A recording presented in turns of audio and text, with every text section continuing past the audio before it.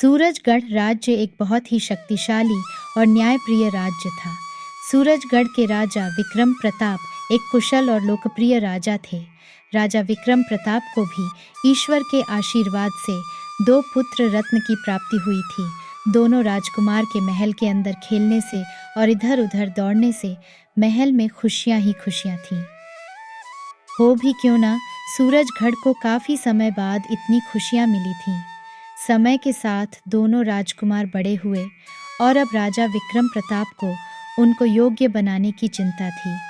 उन्होंने मंत्री हंसराज को बुला के बोला, मंत्री जी, अब दोनों युवराज बड़े हो गए हैं। अब इनको राज्य चलाने की नीति और युद्ध कला के कौशल सिखाना शुरू कर देना चाहिए। जैसी आपकी आज्ञा महाराज। मैं कल ही दोनों राजकुमारों को गुरु प्रेमदास के पास राजनीति की शिक्षा के लिए और युद्ध कला का ज्ञान तो शुरू में मैं ही सिखाऊंगा। कुछ समय के बाद सेनापति भीमसेन दोनों राजकुमारों को युद्ध कला में माहिर बनाएंगे। ठीक है मंत्री जी, तो कल से आप दोनों राजकुमारों को गुरु प्रेमदास के पास लेके जाएंगे। और हाँ, ध्यान रहे, दोनों राजकुमार गुरु प्रेमदास के आश्रम के दूसरी तरफ ना जाए। आश्रम के दूसरी तरफ वाले रास्ते में जाना खतरे से खाली नहीं है। जी महाराज, मैं इस बात का हमेशा ध्यान रखूंगा। दोनों राजकुमारों की शिक्षा गुरु प्रेमदास के पास शुरू होती है। मंत्री जी वहीं पास में थोड़ी दूर पर बैठे रहते थे। जैसे ही राजकुमारों की शिक्षा खत्म होती, वो दोनों राजकुमारों को महल लेके आ जाते थे। एक दिन मंत्री जी ने बोला, राजकुमार हर्ष और राजकुमार यश, मैं महाराज के काम से एक गांव में जा रहा हूँ। मैं तुरंत लौट जाऊंगा। आप लोग अपनी शिक्षा के बाद इसी स्थान पर बैठिएगा। आप आश्रम के दूसरी तरफ बिल्कुल नहीं जाइएगा। ठीक है मंत्री चाचा, हम गुरु की शिक्षा के बाद ही बैठेंगे। मंत्री हंसराज चले जाते हैं। दोनों राजकुमार गुरु की शिक्षा के बाद वहीं थोड़ी देर बैठते हैं। फिर राजकुमार यश बोलते हैं, भ्राताश्री, हम लोग राजकुमार हैं और गुरुजी भी यही बोलते हैं कि अगर आपको अपने राज्य की रक्षा करनी है तो पहले खुद ही निडर बनो। तो हम लोग पता नहीं करेंगे कि आखिर बात क्या है, तो फिर हमारे युवराज बनने का क्या मतलब। बात तो तुम्हारी सही है यश, पर अगर कुछ खतरा हुआ तो राज्य हमारा है। अपने राज्य में हमें कैसा डर और खतरा। फिर बात तो तुम्हारी सही है छोटे, चल के देखते हैं आखिर बात क्या है। जैसे जैसे दोनों राजकुमार आगे बढ़ते गए, उन्हें एक झोपड़ी दिखाई दी। वो दोनों झोपड़ी के पास गए तो एक बूढ़ी औरत हाथ में बड़ा झाड़ू लिए बोल रही थी, आओ मेरे प्यारे बच्चों, अपने दादी के पास आओ। मैं तुम्हें इस महल के बहुत सारे किस्से सुनाऊंगी। ये सुनते ही दोनों राजकुमार को बड़ा अच्छा लगा कि हमें महल के किस्से सुनने को मिलेंगे। आओ आओ, बैठो बैठो। आज मैं बहुत खुश हूँ। दोनों राजकुमार मेरे घर आए हैं इस गरीब की कुटिया में। पहले ये पास के बगीचे के सेब खाओ। हम बाहर का कुछ भी नहीं खाते। अच्छा, गरीब हूँ ना मैं, इसीलिए आप मेरे यहाँ नहीं खाओगे। नहीं दादी अम्मा, ऐसी कोई बात नहीं। फिर इतना प्यार से खिला रही हूँ, खा लो ना। दोनों युवराज ने फिर एक एक सेब उठा के जैसे ही खाया, दोनों वहीं पे कबूतर बन गए। बूढ़ी अम्मा बोलने लगी, सुन लिया मेरी प्रार्थना मेरे तांत्रिक गुरु ने। गुरु की जय हो, गुरु की जय हो। अब तो महल मेरा होगा। विक्रम प्रताप, तू आएगा भीख मांगने मेरे पास, फिर मैं बदला लूंगी। उधर मंत्री जब गुरु के पास आते हैं तो थोड़ा घबरा जाते हैं। राजकुमार किधर गए, वो गुरु प्रेमदास से पूछते हैं। गुरुजी, दोनों युवराज शिक्षा के बाद किधर गए? वो तो शिक्षा के बाद थोड़ी देर रुके थे, शायद वो दूसरी तरफ तो नहीं चले गए। मंत्री घबराए हुए तेजी से उस रास्ते में गए तो उन्हें वहीं झोपड़ी मिली। आओ मंत्री, किसको ढूंढ रहे हो? तुमने दोनों राजकुमारों के साथ क्या किया? हाँ, दोनों राजकुमार कबूतर बन गए। जाओ अपने महाराज से कह दो, महारानी चंद्रिका ने फरमान भेजा है। अगर दोनों राजकुमार चाहिए तो महल महारानी चंद्रिका के नाम करना पड़ेगा, नहीं तो ये दोनों राजकुमार कबूतर ही बन के रहेंगे। तुम महारानी चंद्रिका नहीं हो सकती। महारानी चंद्रिका कभी भी ऐसा काम नहीं करती जिससे अपने ही राज्य और अपने कुल वंश को नुकसान पहुंचे। तुम कोई मायावी तांत्रिक हो। जाके अपने महाराज से पूछना महारानी चंद्रिका कौन है, फिर तुम्हें मालूम चलेगा। मंत्री वहां से उदास होके लौट जाते हैं। राजा विक्रम प्रताप महल में इधर से उधर घूम रहे थे। आखिर दोनों युवराज और मंत्री अभी तक आए क्यों नहीं?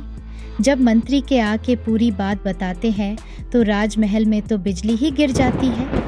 सब दोनों युवराज के वियोग में अपने अपने जगह पे ठिठक जाते हैं। मंत्री जी, आपको मना किया था मैं, आखिर वही हुआ जो मैं नहीं चाहता था। पर महाराज वो बोली, जाके अपने महाराज से पूछना कि महारानी चंद्रिका कौन है। आखिर ये तांत्रिक विद्या वाली बूढ़ी है कौन? मंत्री जी, वो सही बोल रही है, वो महारानी चंद्रिका ही है। मैंने वो राज अभी तक छुपा के रखा था जिसे मेरे पिताश्री ने बताया था, पर समय आ गया है कि मैं सबको बता दूं। मेरे दादा श्री महाराज के श्री प्रताप के 2 बेटे थे, महाराज वीर प्रताप और महाराज भानु प्रताप। वीर प्रताप बड़े और भानु प्रताप छोटे थे। वीर प्रताप राजा घोषित हुए और उनकी रानी थी चंद्रिका। मेरे पिता श्री भानु प्रताप छोटे भाई का फर्ज निभाते थे। समय का खेल ऐसा हुआ, महारानी चंद्रिका को कोई संतान नहीं हुई। महाराज वीर प्रताप भी चिंतित रहने लगे और उनकी एक बीमारी से मौत हो गई। रानी चंद्रिका इस सदमे से उबर नहीं पाई और वो अपने राज्य लौट गई और वहां जाके वो तंत्र विद्या सीखने लगी।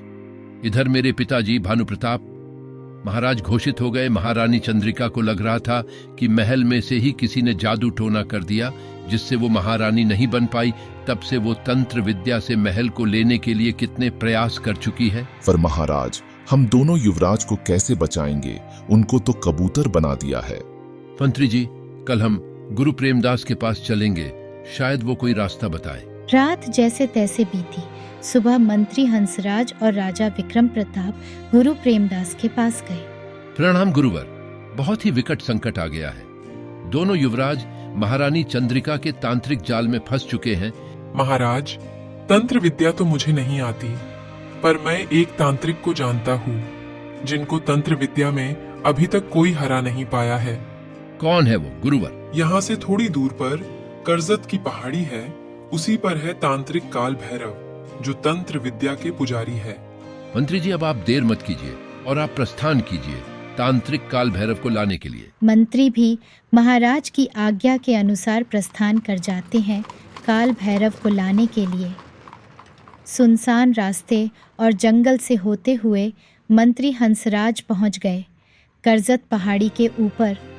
वहां काल भैरव अपने आसन पर बैठकर कुछ मंत्रोच्चारण कर रहे थे। प्रणाम स्वीकार करे राजगढ़ के मंत्री हंसराज का। राजगढ़ के मंत्री काल भैरव के पास ऐसी क्या मुसीबत आ गई मंत्री जी? बाबा, आप तो तंत्र विद्या के स्वामी हैं।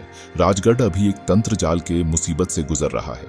वही की एक महारानी ने प्रतिशोध की भावना से दोनों राजकुमारों को कबूतर बना दिया है, जिससे महाराज विक्रम प्रताप पर मुसीबत का पहाड़ टूट पड़ा है। ठीक है मंत्री जी, मैं अवश्य चलूंगा। मेरे रहते तंत्र विद्या का कोई गलत इस्तेमाल नहीं कर सकता। मंत्री हंसराज तांत्रिक काल भैरव को लेके राजगढ़ आते हैं। सब लोग फिर से महारानी चंद्रिका के कुटिया के पास जाते हैं। आओ विक्रम प्रताप, महल लौटाने आए हो, महल लौटा दो और अपने राजकुमारों को ले जाओ। तुम तंत्र विद्या का गलत प्रयोग नहीं कर सकती चंद्रिका। तुम कौन हो? मैं तुम्हारे गुरु का गुरु काल भैरव। तुम राजा विक्रम प्रताप को दोनों राजकुमारों को लौटा दो। कोई मेरे से नहीं, तंत्र विद्या की शक्ति है मेरे पास। पर तांत्रिक काल भैरव के आगे उसकी एक न चली और आखिरकार उसको ही कबूतर बना दिया और दोनों राजकुमार फिर से कबूतर से राजकुमार बन गए। जिस दिन तुम्हें एहसास हो जाएगा कि सब भाग्य और कर्म का खेल है, तुम्हारी आत्मा कबूतर से मुक्त हो जाएगी।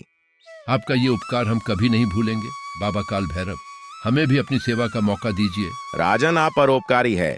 सच्चे मन से प्रजा की सेवा कीजिए। मैं तो फकीर हूँ, कभी जरूरत होगी तो जरूर आऊंगा। काल भैरव एक दिन महल में रुकने के बाद अपने आश्रम लौट जाते हैं। राजगढ़ फिर से पहले की तरह खुशहाल हो जाता है। और भी रोचक कहानियों के लिए इस चैनल को लाइक, शेयर और सब्सक्राइब जरूर करें। नमस्कार।